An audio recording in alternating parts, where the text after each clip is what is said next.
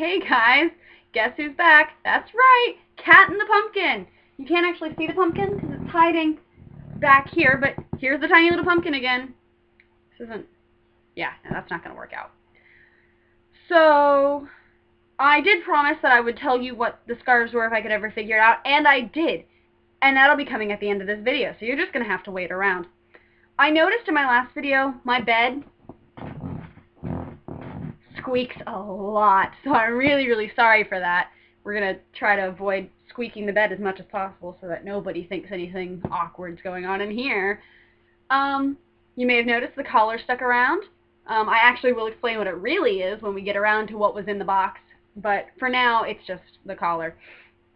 I have a list of things that I'm trying to remember.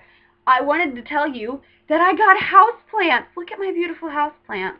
This is a dianthus, and I don't remember what this thing is called, but it comes from exotic angel plants, which is, you know, so cool.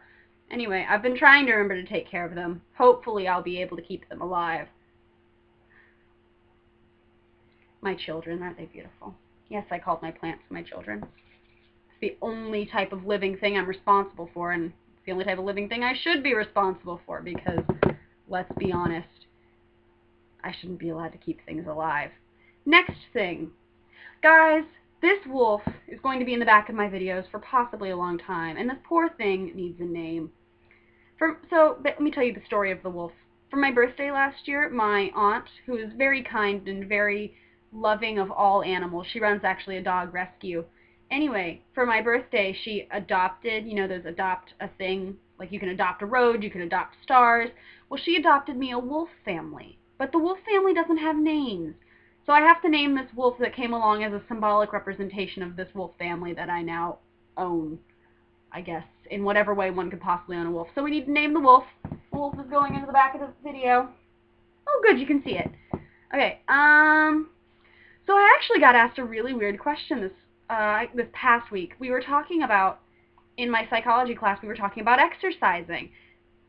And, somebody said, you know, it's finally gotten warm enough where we live that you can go biking in the mornings and not, you know, feel like you're being stabbed in the lungs with ice.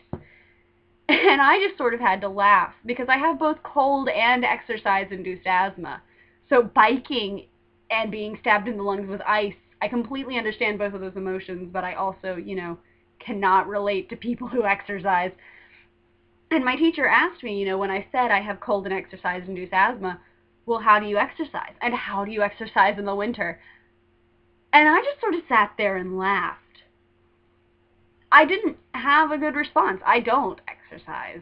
And it's not something that bothers me, but some people it strikes as very odd.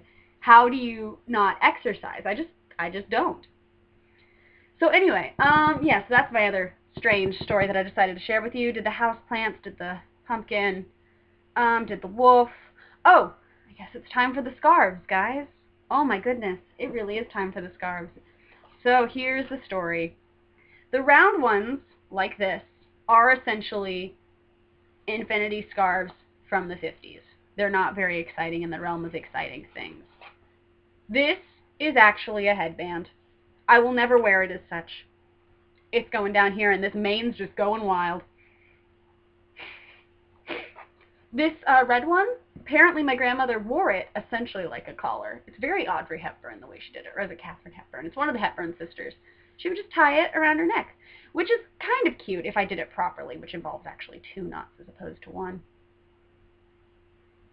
There we go. It's actually pretty cute. Well, I can't make it look good, but she looked actually fantastic in it. And then this could either be worn as a headband. You either tie it around your head like that, or if you wore it with like a shirt, you could wear it as like a tie. You can't see because I'm wearing a black shirt, which was probably the worst idea I've had in a while. But there you go.